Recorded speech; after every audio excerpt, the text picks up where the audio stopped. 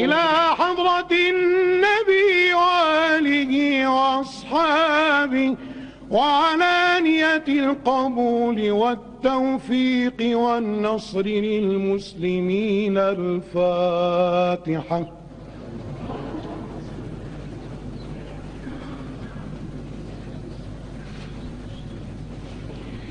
دعاء الختام لفضيلة الشيخ الدكتور محمد راتب النابلسي.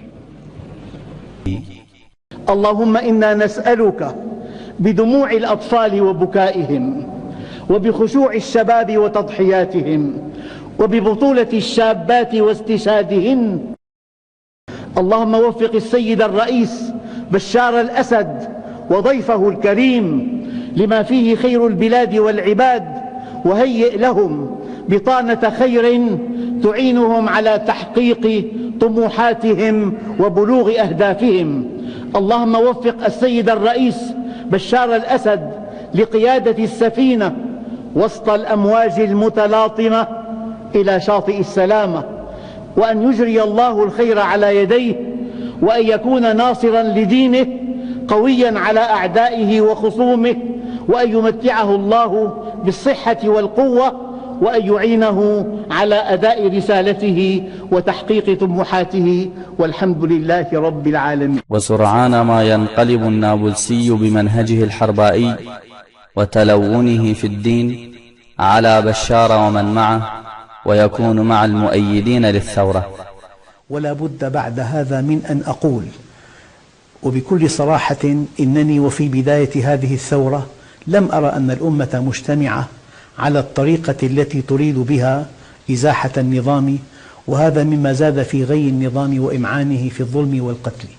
وإنني أقول لشريحة كبيرة من الشعب السوري: إنكم تخاذلتم وعشتم لحظتكم، بينما كان هناك أبطال ينتفضون ويتظاهرون ويضحون بالغالي والرخيص والنفس والنفيس، ولم تقفوا معهم، بل وقفتم على الحياد السلبي طالما لم يمسكم سوء مباشر من النظام.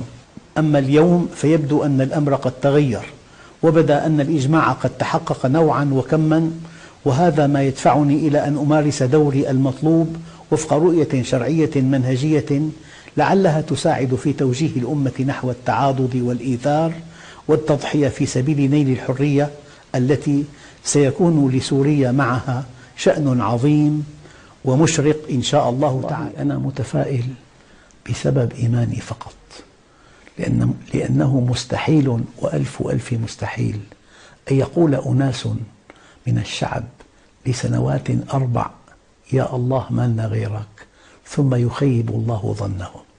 أنا متفائل في المستقبل، وهذه الثورة كاشفة فاضحة